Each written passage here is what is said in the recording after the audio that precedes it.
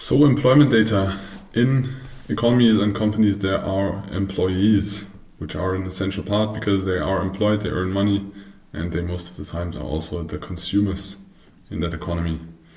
So it's important to know the basics about the labor market data. It can be an impact or good indicator about the health of an economy. And it's not about how many people do work there, but it can be also interesting how many jobs do they have.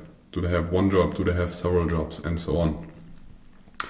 So the labor force in the US, for example, it's different in every region, but the US is one of the biggest markets, so we implemented that example, considered to be 16 years old and above, who are currently employed. There are not included students and retired workers, because they are retired and students are studying, so studying and working most of the times can be combined, but not full time. And of course, children are not in this calculation as well, because this would remove the value of the data. What types of labor market data are there?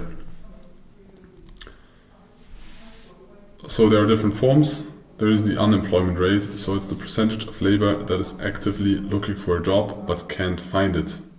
So people that want to work but don't find a job.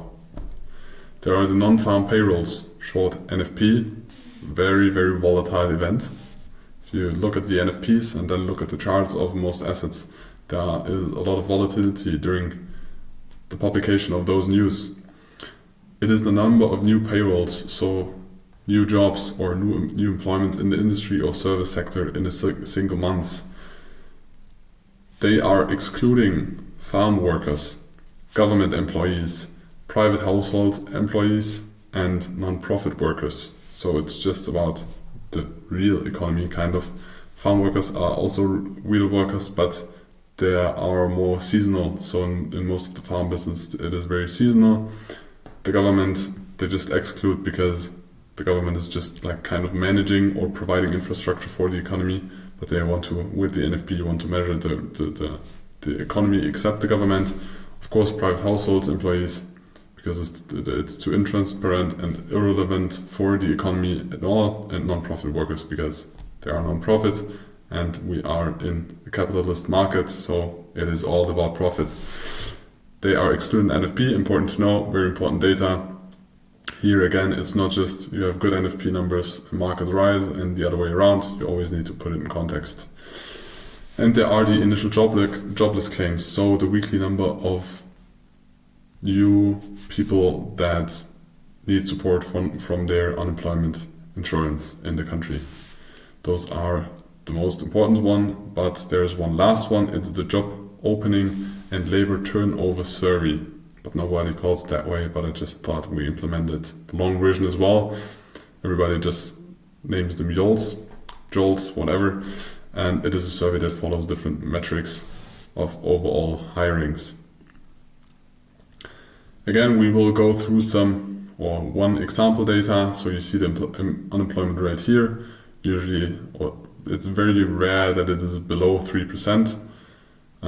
Of course, the goal is to have it as low as possible, but it's also good for economy to not be at zero, because then you could produce more, and it's unlikely because then the politics most of the time change that, for example, immigrants from other countries have more easy to go there, but a state does not want an employment rate at zero, because then the likelihood of a company moving somewhere else where there are more employees they can employ to get the work done in the company is higher, and it's nearly impossible to have an employment rate of 0%, because sometimes there are also people that either cannot work or don't want to work. As you can see, again, there is a very big rise in employment data. One very important information about employment data is that when central banks increase the interest rates, you remember the cycles we talked about, the debt cycles, when they increase interest rates, they most of the times also need a rise in unemployment. Because if they raise the interest rates and they try to cool down, or they think the economy is growing too slow, we rather want the economy to grow long term, but at a slower pace, they need a rise in unemployment. The reason for this is if they only raise the interest rates and extract liquidity and the unemployment is not rising, the salaries are most likely are rising as well, because the companies are fighting against few employees that are in the market, and then the employees are in the market say, yeah, I will work for you if you give me more salary. And if the company pays more salary, most likely the product's going to get more expensive because the labor is more expensive.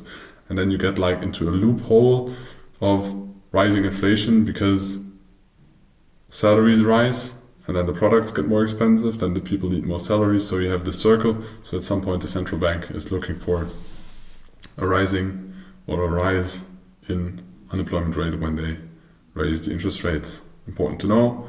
And that's about the numbers of unemployment rate. You need to know it as a good sign for a healthy economy if the unemployment rate is low. Now we continue with the next, the business sentiment.